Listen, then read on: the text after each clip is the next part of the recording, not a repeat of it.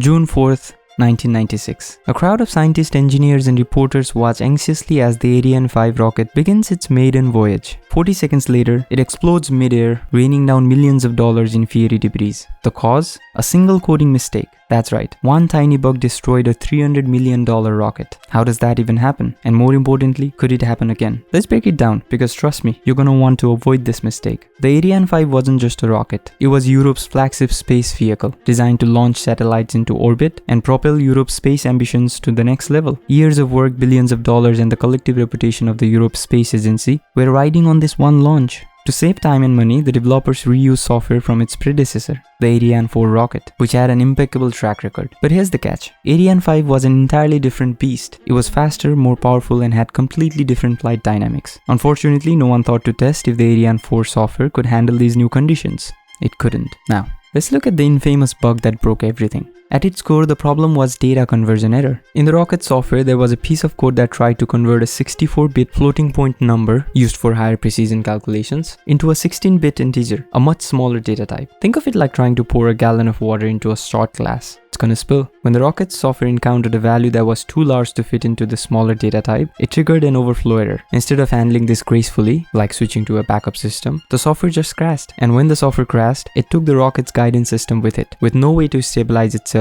the rocket veered wildly off course. 37 seconds into the flight, the onboard safety system detected the chaos and issued a self-destruct command. Boom, $300 million up in smoke. The fallout from this failure was massive. First, there was the obvious financial loss, $300 million gone in less than a minute. But the damage didn't stop there. The Europe Space Agency's reputation took a major hit, and subsequent Ariane 5 launches were delayed for months as engineers scrambled to fix the software. It was a stark reminder of how fragile even the most advanced systems can be. But what really made this incident infamous was how avoidable it was. The root cause wasn't some obscure, hard-to-predict edge case. It was a basic coding error, compounded by a lack of rigorous testing. This was the kind of bug that any programmer, even a junior developer, could understand. And that's what makes it so terrifying. Now, what has happened, but what can we learn from a disaster like this? Well, here are the 3 takeaways. First, test for edge cases. Let's take a look at this example. Let's say we are handling user input where we expect numbers, but the input could be anything. Well, the first call works fine because 1 to 3 is a valid number and the function successfully converts it to an integer. The second call simulates an edge case where the input is not a number. Instead of program crashing, the except block catches the error and handles it gracefully. This is a simple example of testing for edge cases, ensuring that your code behaves as expected even when things don't go according to the plan. Second is fail gracefully. Let's say we're trying to convert a large number into a smaller data type, which can cause an overflow. In case of an overflow error, like the one that happened in Ariane 5 bug, the program would normally crash.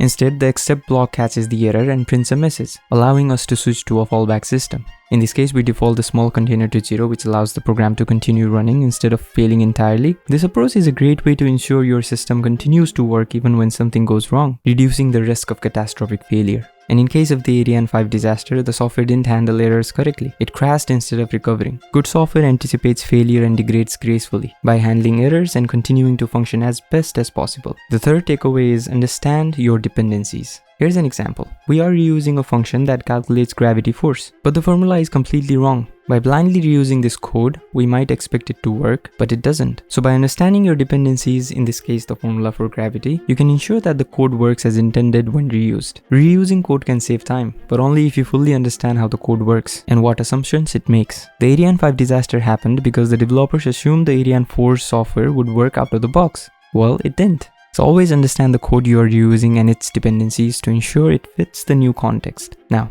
the Ariane 5 disaster is a stark reminder of the power and the responsibility that comes with writing code. A single bug can destroy millions of dollars worth of hardware, derail entire projects, and even put lives at risk. But it's also an opportunity. By learning from these mistakes, we can write better, safer, and more reliable code. So the next time you sit down to write a line of code, remember, you're not just debugging an app or building a feature, you are shaping the future and avoiding disasters that could make history. So always test your edge cases, handle errors gracefully, and never underestimate the importance of good software design. And don't forget, in the world of programming, you're always one semicolon away from a disaster. Thanks for watching, and I will see you in the next one.